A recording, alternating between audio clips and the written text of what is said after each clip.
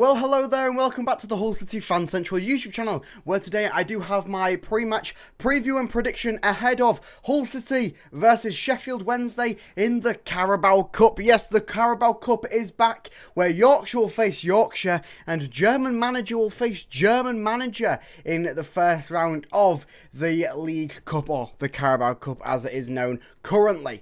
So let's crack through with a bit of an injury update. Okay, so injury update wise for Hull City. Well. Should we go through the fact that Cody Drama is injured, because he wasn't in the matchday squad for the upcoming fixture against the fixture that we just had against Bristol City. He has done something to his ankle or his leg on his right leg, by images surfacing with him a big boot on his leg coming into that game. So he wasn't in the matchday squad or anything for that game. So it's a bit of an interesting one. Dukan Sinek is still out injured. So is both of our younger goalkeepers in Harvey Cartwright and Timothy Lotutala, with their various injuries and medical mysteries that they've undergone this summer. Other than that, no real big injury updates to provide. A few knocks from the game apparently, but that is of course expected in the Championship, and everyone is expected to either make it to this game or certainly be fine for the trip to Plymouth on Saturday. So injury wise, we're not looking too bad, other than Cody Drama being out for quite some time, and obviously Ryan Lungman still being out for a bit of time. Apparently he undergoes surgery later on this week, so we will probably get official timeline update once the surgery has happened, probably pre-match for Plymouth, or maybe coming into next week. Hull City's predicted starting 11 for this game. So, of course, it's a cup game and a first round cup game at that. So, it's very, very hard to predict a starting 11, especially with a manager that we don't know how he likes to go into cup games. He's done very well in the cup over in Germany, in the League Cups over there. So, hopefully, he can do well over here in the Carabao Cup. Of course, the league is our main focus. So, we'll wait and see what happens tomorrow at the game. But this is my Hull City predicted starting 11. Take it with a grain of salt. Powered by our friends over at Fanhub. Fanhub, once again, if you don't know who they are, you better get to know them. It's a fantastic free app that you can download through the link in my description. Use my Hull City code HUL-IZR. That'll make you skip the queue. You'll also get rewarded for using my code, so it's a win-win scenario. On the app, you can predict your own starting 11 for every game. Doesn't have to be Hull City, it can be whatever team you support. You can also keep up to date on the news surrounding your team. You'll also predict 5 Championship games or 5 games within your league each week, constantly updating, constant free rewards, and you get rewards through the app for being a fan for free. Why would you not download it? Go and check them out in the link in the description, and thank you Fanhub once again for being partners of the channel. So this is my Hull City predicted starting 11. So it's quite a drastic change, I must say, from from the team that managed to scrape a 1-1 draw in the 90th minute against Bristol City on Saturday, but we'll go through my predicted lineup through Tim Volter. So I do think it will be a debut for the brand new goalkeeper Anthony Rasiopi, as he did not feature due to contrary belief against Bristol City. He was on the bench, and to be fair, Ivo Panda put out a very, very strong performance. Definitely the strongest performance we've seen from him in his Hull City debut as it was, but certainly a strong performance. So therefore, Anthony Rasiopi, he got to get some game time somewhere, and I think this is certainly the point where he can prove himself to the Tigers fans on his debut. Our back line, Louis Coyle is the only man who is unchanged, as we currently don't have a backup right back as sorts. Of course, we know Regan Slater can play there and all sorts, but I do think Louis Coyle will go out. He put out an okay performance, and I think that he'll play a good solid 70 minutes plus here against Sheffield Wednesday. The other 3 defenders, this is where it changes. I do think Andy Smith will get a run out. Of course, we saw him quite a bit in pre-season. He hasn't gone out on loan to any clubs, and of course with the surrounding Charlie Hughes transfer rumours, which I'll come to in a minute, we'll wait and see what happens on him. But Andy Smith, I predict he will start alongside a summer signing in Finley Burns. Of course, we saw him come on for about 20 seconds it was to show up that 1-1 draw against Bristol City on Saturday. But I do think he will get a full run out to show what he can do. He's obviously had a bit of time to train with the squad now, so I do think it will be a debut for the lad in the Carabao Cup.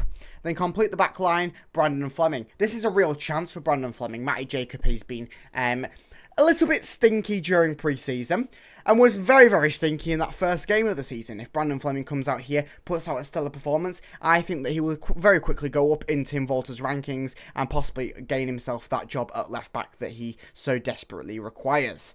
Moving forwards then, Xavier Simons. We're kind of unsure on what's going on with Seri at the moment. As Tim Walter has said that he's openly not part of his plans, but that Seri isn't fully looking for a club elsewhere. He was at the game on Saturday, wasn't on the bench, wasn't in the starting 11. He was sat behind the bench, but was still with the team, and was seen being happy, taking photos, high fives, and all sorts that he likes to do. So we'll wait and see on that front. But Xavier Simons, very, very strong. He's excelling under Tim Walter at an astronomical rate. And I think that he will be one of the players that you'll see play majority of the games in this Tim Walter era, barring injury. Regan Slater, he's got a little bit to prove under the Tim Walter setup, hasn't really thrived to it as majority of us fans would have predicted, as a few fans are kind of starting to turn on him with the fact that he can't pass a ball forwards, but we will wait and see. I do think that he'll get run out in this game, alongside Harry Vaughan. And our lad Harry, yes, he had a little bit of a sprinkle of a pre-season with the Tigers. Not too much game time, of course, pretty much all being bench appearances. But I think a good strong start from him, what we saw with the FA Cup last season, and I think that he will really thrive with that. Moving on, Will Jarvis. Will Jarvis, he came on, and I think within his first 3 or 4 touches, he won Hull City a free kick on the edge of the area that was a very, very strong chance. Will Jarvis coming on back from Shelbourne. I don't think I need to say much more on the fact, but Will Jarvis starts this game, gives him a run out in the English setup, of course, against a fellow Championship rival in Sheffield Wednesday. It'll be a very, very good game for him. Over on the other hand side, Liam Miller came on at the same time as Will Jarvis, was another real turning point. One of the key players on the left hand side, and it's certainly going to become a fan favourite this season, I reckon, and I think that he'll get a properly good run out here against Sheffield Wednesday.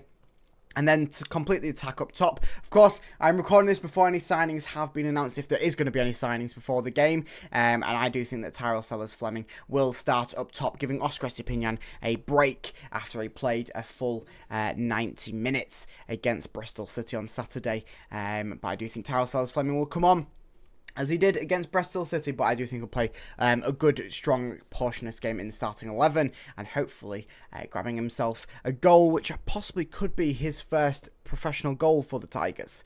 A bit of other news then. So, I've got Oscar Zambrano on the screen. We'll come to him in a minute. Let's go into our loan watch for the time being.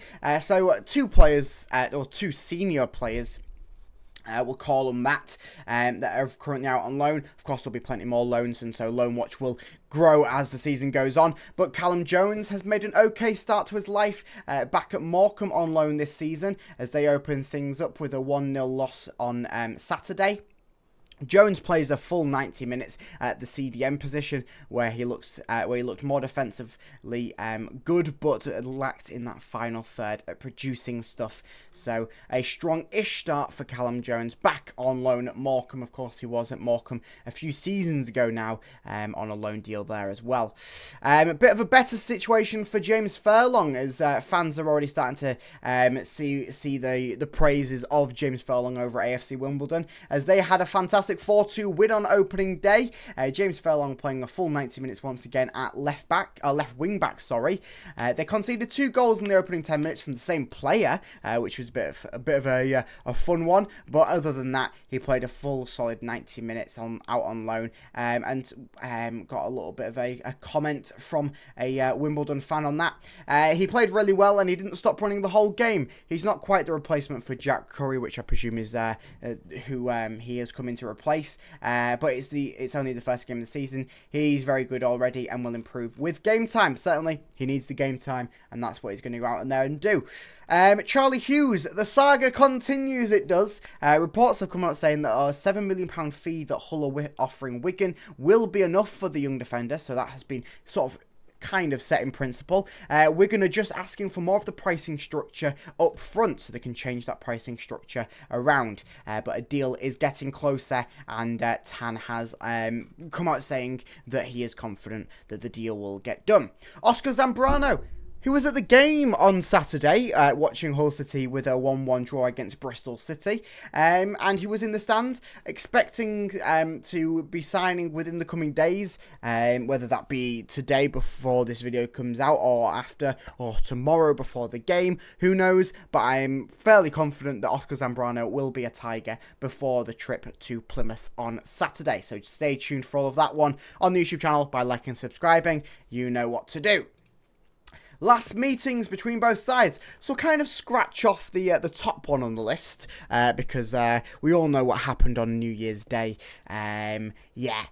Tyler Morton's falsely done red card, and we lost 3-1 in a very, very, very forgettable game at Hillsborough. Very forgettable, we all must say.